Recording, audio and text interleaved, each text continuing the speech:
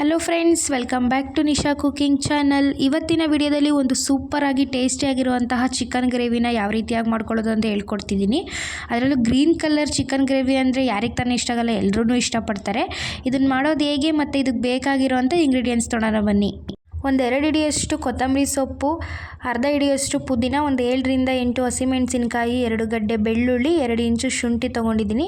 ಒಂದು ಅರ್ಧ ಚಿಟಿಕೆಯಷ್ಟು ಅರಿಶಿನ, 1 ಇಂಚಿನಷ್ಟು ಚಕ್ಕೆ, 2 ಲವಂಗ, ಅರ್ಧ ಟೇಬಲ್ ಸ್ಪೂನ್ ಕಾಳು ಮೆಣಸು, ಹಾಗೆ ರುಚಿಗೆ ತಕ್ಕಷ್ಟು ಉಪ್ಪು ಮತ್ತು ಎಣ್ಣೆ ತೊಗೊಂಡಿದ್ದೀನಿ. ನಂತರ ಒಂದು 2 ಚಿಕ್ಕ ಮೀಡಿಯಮ್ ಸೈಜ್ ಈರುಳ್ಳಿನ ಕಟ್ ಮಾಡಿ ತೊಗೊಂಡಿದ್ದೀನಿ. ಒಂದು ದೊಡ್ಡ ಟೊಮೊಟೊ ಕಟ್ ಮಾಡಿ ಇಟ್ಕೊಂಡಿದ್ದೀನಿ. ಹಾಗೆ ಈ ಕಪ್ನಲ್ಲಿ ನಾನು ಸ್ವಲ್ಪ ತೆಂಗಿನಕಾಯಿ ತುರಿನ ತೊಗೊಂಡಿದ್ದೀನಿ. ನೀವು ತೊಗೊಂಡ್ರೆ ತೊಗೊಳ್ಳಿ, ಇಲ್ಲ ಅಂದರೆ ಇಲ್ಲ. ತೆಂಗಿನ ತುರಿ ಹಾಕೋದ್ರಿಂದ ಯಾವುದೇ ಗ್ರೇವಿ ಕೂಡ ತುಂಬ ಚೆನ್ನಾಗಿ ಗಟ್ಟಿಯಾಗಿ ಬರುತ್ತೆ, ಅದಕ್ಕೋಸ್ಕರ. ಇವಾಗ ಒಂದು ಬಾಣಲಿಗೆ ಒಂದು 2 ಟೇಬಲ್ ಸ್ಪೂನ್ ಆಯಿಲ್ನ ಹಾಕಿ, ಒಂದು 7ರಿಂದ 8 ಹಸಿಮೆಣಸಿನ್ಕಾಯಿನ ಹಾಕಿ ಈ ರೀತಿಯಾಗಿ ಫ್ರೈ ಮಾಡಿಕೊಂಡು ಒಂದು ಪ್ಲೇಟ್ನಲ್ಲಿ ಎತ್ತಿಟ್ಕೊಳ್ಳಿ. ನಂತರ ಅದೇ ಬಾಣಲಿಗೆ ಕಟ್ ಮಾಡ್ಕೊಂಡಿರೋ ಆನಿಯನ್ನು ಮತ್ತು ಬೆಳ್ಳುಳ್ಳಿ ಹಾಗೆ ಶುಂಠಿನ ಹಾಕಿ ಲೈಟಾಗಿ ಈರುಳ್ಳಿ ಟ್ರಾನ್ಸ್ಪರೆಂಟ್ ಬರೋವರೆಗೂ ಫ್ರೈ ಮಾಡ್ಕೊಳ್ಳಿ. ಇದು ಫ್ರೈ ಆದಮೇಲೆ ಕಾಳು ಮೆಣಸು ಹಾಗೆ ಚಕ್ಕೆ, ಲವಂಗ, ಕಟ್ ಮಾಡ್ಕೊಂಡಿರೋ ಅಂಥ ಟೊಮೊಟೊನ ಹಾಕಿ ಟೊಮೊಟೊ ಸಾಫ್ಟ್ ಆಗೋವರೆಗೂ ಕೂಡ ಫ್ರೈ ಮಾಡ್ಕೊಳ್ಳಿ. ಚಿಕನ್ಗೆ ಅಥವಾ ಯಾವುದೇ ನಾನ್ ವೆಜ್ಗಾದ್ರೂ ನೀವು ಮಸಾಲೆನ ಫ್ರೈ ಮಾಡಿ ಹಾಕೋದ್ರಿಂದ ಟೇಸ್ಟು ತುಂಬ ನೆಕ್ಸ್ಟ್ ಲೆವೆಲಲ್ಲೇ ಇರುತ್ತೆ. ಇವಾಗ ಸ್ಟವ್ನ ಆಫ್ ಮಾಡಿಕೊಂಡು ನಂತರ ಇದಕ್ಕೆ ಹಸಿ ತೆಂಗಿನಕಾಯಿ ತುರಿನ ಹಾಕಿ ಜಸ್ಟ್ ಮಿಕ್ಸ್ ಮಾಡಿಕೊಂಡು ಇದನ್ನು ತಣ್ಣಗಾಗಕ್ಕೆ ಬಿಟ್ಕೊಳ್ಳೋಣ. ಇಲ್ಲಿ ಅರ್ಧ kg ಚಿಕನ್ಗೆ ಆಗೋಷ್ಟು ಮಸಾಲೆನ ತೊಗೊಂಡಿದ್ದೀನಿ. ನಿಮ್ಗೆ ಜಾಸ್ತಿ ತೊಗೋತಿದ್ರೆ ಇದನ್ನು ಡಬಲ್ ಮಾಡ್ಕೊಳ್ಳಿ.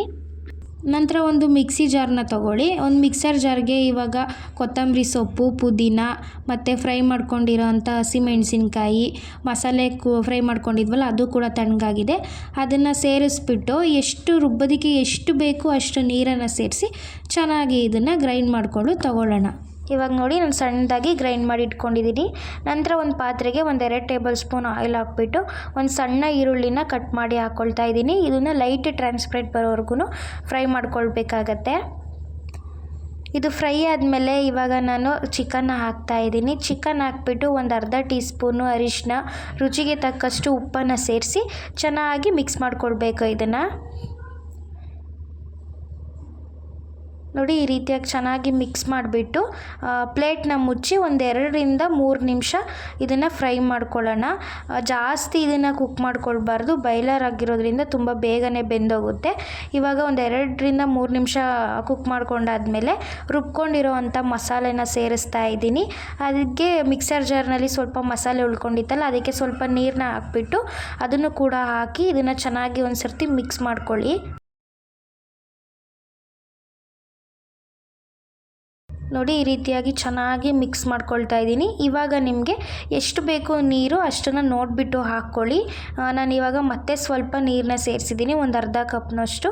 ಇದು ಗಟ್ಟಿ ಆಗುತ್ತೆ ಗ್ರೇವಿ, ಯಾಕೆಂದರೆ ನಾವು ಅದಕ್ಕೋಸ್ಕರನೇ ತೆಂಗಿನಕಾಯಿ ಹಾಕಿದ್ದೀವಲ್ವ, ಆವಾಗ ಇದು ಗಟ್ಟಿ ಆಗುತ್ತೆ. ಇವಾಗ ಸ್ವಲ್ಪ ಒಂದು 1/4 ಟೇಬಲ್ ಸ್ಪೂನಷ್ಟು ಉಪ್ಪನ್ನು ಹಾಕಿಬಿಟ್ಟು ಒಂದು ಸರ್ತಿ ಮಿಕ್ಸ್ ಮಾಡಿಬಿಟ್ಟು ಇದ್ರ ಪ್ಲೇಟ್ನ ಮುಚ್ಚಿ ಒಂದು 5ರಿಂದ 6 ನಿಮಿಷ ಚೆನ್ನಾಗಿ ಇದನ್ನು ಕುದಿಸ್ಕೊಳ್ಳಿ. ನೋಡಿ, ಇವಾಗ ಒಂದು 5ರಿಂದ 6 ನಿಮಿಷ ಆಗಿದೆ. ನೋಡಿ, ಗ್ರೇವಿ ಎಷ್ಟು ಚೆನ್ನಾಗಿ ಗಟ್ಟಿಯಾಗಿದೆ ಅಲ್ವಾ. ನೋಡಿ, ನೀವು ನೋಡ್ತಿರಬಹುದು, ತುಂಬ ಚೆನ್ನಾಗಿ ಬಂದಿದೆ ಗ್ರೇವಿ. ಮುದ್ದೆ, ಅನ್ನ, ಚಪಾತಿ ಎಲ್ಲದಕ್ಕೂ ಚೆನ್ನಾಗಿರುತ್ತೆ ಟೇಸ್ಟು. ಇವಾಗ ಲಾಸ್ಟಿಗೆ ಸ್ವಲ್ಪ ಕೊತ್ತಂಬರಿ ಸೊಪ್ಪನ್ನ ಕಟ್ ಮಾಡಿ ಉದುರಿಸಿದ್ರೆ ಸಾಕಾಗುತ್ತೆ. ಇವಾಗ ಗ್ರೀನ್ ಕಲರ್ ಚಿಕನ್ ಗ್ರೇವಿ ರೆಡಿಯಾಗಿರುತ್ತೆ. ಇದು ತುಂಬಾ ಚೆನ್ನಾಗಿರುತ್ತೆ ಟೇಸ್ಟು. ನೀವು ಮನೆಯಲ್ಲಿ ಟ್ರೈ ಮಾಡಿ ಹೇಗಿತ್ತು ಅಂತ ನನಗೆ ಕಮೆಂಟ್ ಮಾಡಿ. ಈ ರೆಸಿಪಿ ನಿಮಗೆ ಇಷ್ಟ ಆಗಿದರೆ ನನ್ನ ಚಾನಲ್ನ ಸಬ್ಸ್ಕ್ರೈಬ್ ಮಾಡ್ಕೊಳ್ಳಿ, ಪಕ್ಕದಲ್ಲಿರೋ ಬೆಲ್ ಐಕಾನ್ನ ಕ್ಲಿಕ್ ಮಾಡಿ. Thank you for watching.